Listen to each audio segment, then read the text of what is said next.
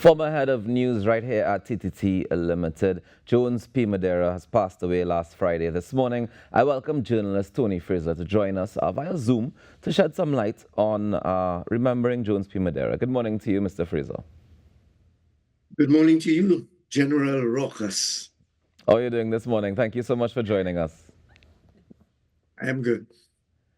Tell me about firstly your relationship with Jones P Madeira. It was a very close one. Jones really allowed me an opportunity at the said Trinidad and Tobago television, seemingly many, many moons ago. I had little at that point in time to indicate that I had the possibility of becoming a serious journalist. And Jones saw something that I didn't see, and he hired me. And from there on, Jones was really the kind of person, the kind of journalist that I looked up to and attempted to pattern my career on. He was a leader, and he was the kind of leader. Uh, I don't ever remember Jones, surely not with me, being the boss. He was the boss, but he never attempted to be the boss. He was always a guiding hand, a leading hand in my career. And I learned a lot, a hell of a lot from Jones, the kind of journalist that he was. He was really, in my mind, the quintessential Caribbean journalist whose vision was far beyond the boundaries of Trinidad and Tobago, because he understood very clearly that Trinidad and Tobago, any Caribbean island of our size and resources and so on, could not make it in the world unless we were together. And Jones was at the center of regional journalism for decades. Most definitely. That is a fitting way. I mean, I feel like we could end the interview right there because you just kind of encapsulated There we everything go. that I wanted to discuss about the gentleman. Before you started working at TTT under him, did you know of his work? Mr. Fraser, you hear me? Sorry, I didn't hear you a moment there. Go ahead, I was please. just asking, before you started to work here at TTT, did you know of his work?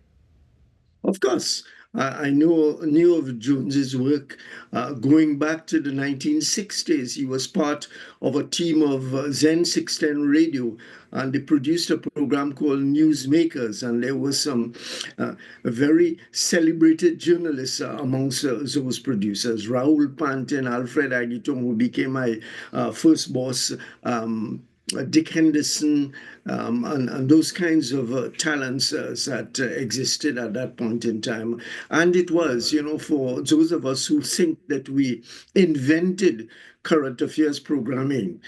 For Jones and that group of people, you had some of the best journalists that ever came out of Trinidad and Tobago. And they did this program, as I said, called Newsmakers, in which they interviewed and they analyzed and they brought forth issues to the national community. At that point in time in the 70s, late 60s, 1970s. So I was very aware of Jones Madeira, Jones P. Madeira, excuse me, before he offered me a job at Trinidad and Tobago Television.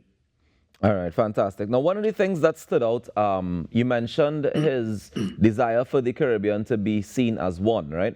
And I know that he would have went on to be a part of the team that advanced the Caribbean News Agency and the Caribbean Broadcasting Union. What sort of impact have you seen those two agencies have on the media landscape in Trinidad and Tobago and in the Caribbean? I remember very clearly when Kana Radio started doing daily broadcasts of the news events in the Caribbean. And I remember hearing the sweet sounds of Caribbean accents from Grenada to Jamaica to Guyana to Barbados. You had a sense of the Caribbean people as one people, these varying accents. I lived and I loved it because here were our brothers and sisters, according to Stalin. We come in one boat from one place, etc., etc. And I don't want to get controversial this morning. Um, uh, interacting with us on a daily basis, and that was wonderful. Jones sought to bring the Caribbean, Jones and his colleagues, of course, he did not do it alone, sought to bring the Caribbean to our doorstep so that we understood that we really want people. And sometimes we forget that and as a serious political matter, but we don't want to sprinkle that on this morning's interview, do we? Well, there's a bit of sprinkling that can happen because one of his defining moments as well, and I think it kind of tied into all the work that he did before and into him getting the recognition that he so rightfully deserved, was during the 1990 attempted coup when he would have been one of the hostages that was in the building. Do you have any recollection or idea of what took place from his perspective, or did you hear any of the stories that he would have shared coming out of it? What I can share is that Jones Madeira, I was not at TTT. I was on vacation at that point in time. So I was in Tobago with my family.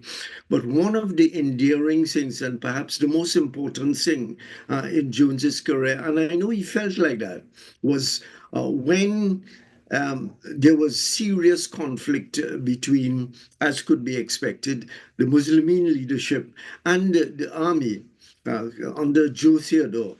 Jones found a way with a man called Clement, Hamilton Clement, who was a technical operator way back in the days at 610, and obviously they were colleagues together.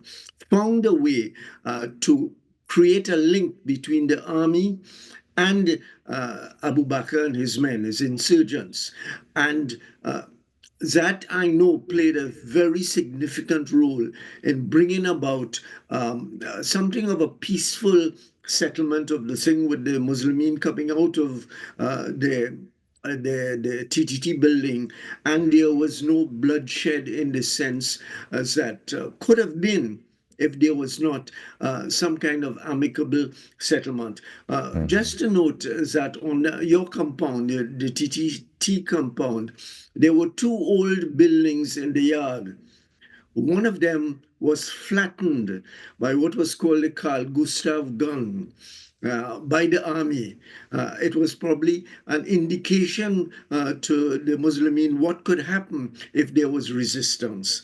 And so that what Jones did was to bring about a peaceful settlement of this matter at the moment to avoid bloodshed. A lot of people, we would have been still in tears if that did not happen.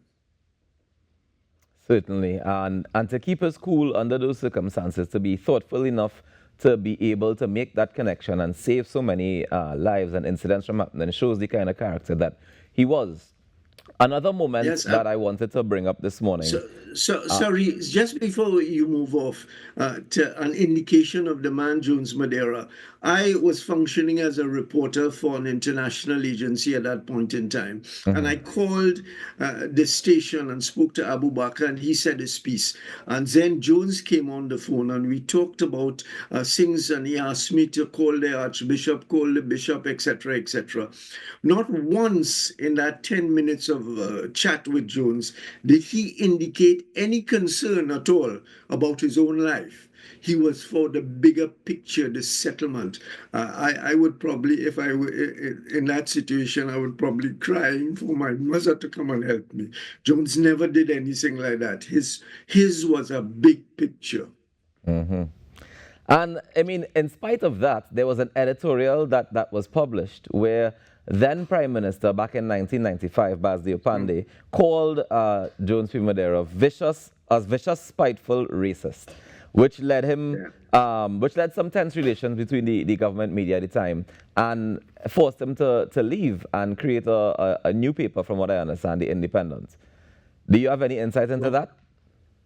Yes, Raucus, you seem to have done your research. I tried. Yes, yes, it was a high point of Jones's career. And just let me say is that if you're a journalist for 50 plus years and you don't get into conflict with a politician, a prime minister, whoever, then you're not doing your job. One of the major things of that particular conflict between Mr. Pandey, the then Prime Minister, and Jones was an editorial which was headlined Chutney Rising. And as you would know, Raucus, as a Calypso peon, the editorial linked the UNC's rise to power. It was the first time that an Indian-led party, Indo-Trinidadian-led party, as opposed to the Afro-Trinidadian PNM, got into power. And the headline of the editorial was linking that with GB's Calypso Rising.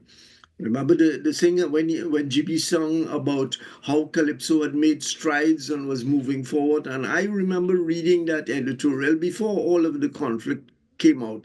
And I thought it was a wonderful way of putting the Indo-Trinidadian population through the UNC on the center stage. But obviously, it was not perceived like that. And we all know that people bring to any piece of communication their own thoughts, their own history, their own social life, their own political life, and so on. And there was a massive flare up.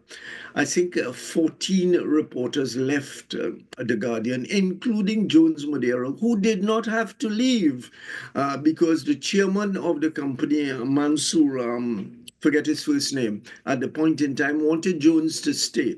But on a principled position, Jones walked also. I don't remember how old he was at that point in time, but if he had stayed 10 more years, he would have got a pension, he would have got salary increases. But on the basis of a principle, he walked, where after his colleagues did so. Jones was a serious man. Very, very serious man. What do you believe his legacy to be now that he's passed? What would you like us to remember him as? As perhaps, not perhaps, as the most important producer of radio and television that Trinidad and Tobago and possibly the Caribbean has ever had. And he also had a mind of assisting young reporters. I can testify to that. I was nowhere as a serious reporter before Jones hired me at TTT and groomed and advanced. And Jones's way of assisting reporters was never from on high. He would talk to you about a story that you did or did not do, but there was never a boss attitude. It was an encouraging attitude, and that is what I will remember my friend, my brother, Jones P Madeira, from. Thank you so much for joining us this morning, Tony, and thank you so much for sharing these stories with us. And I want to extend condolences to you as well on the passing of your friend, your brother, and media icon, Jones P Madeira. Thank you so much, Tony. And remember his family, his wife Melba, and 3 children who served him wonderfully well towards the end of his life. And I can testify to that. I witnessed it on the occasions that I went to see Jones. A number of us went to see Jones. Take care, my friend. And I look forward to the Calypso season and your contribution. Thank you so much. Take care. Enjoy the rest of the day. That's Tony Fraser, journalist extraordinaire, joining us to just share a little bit about Jones P. Madeira, his life, his work. And of course, we do extend condolences to his wife, Melba, and their children, Melanie, Laurelie, and Justin as well. Jones P. Madeira, Caribbean media icon. May he rest in peace. We take a quick break and come back with more on the Now Morning Show.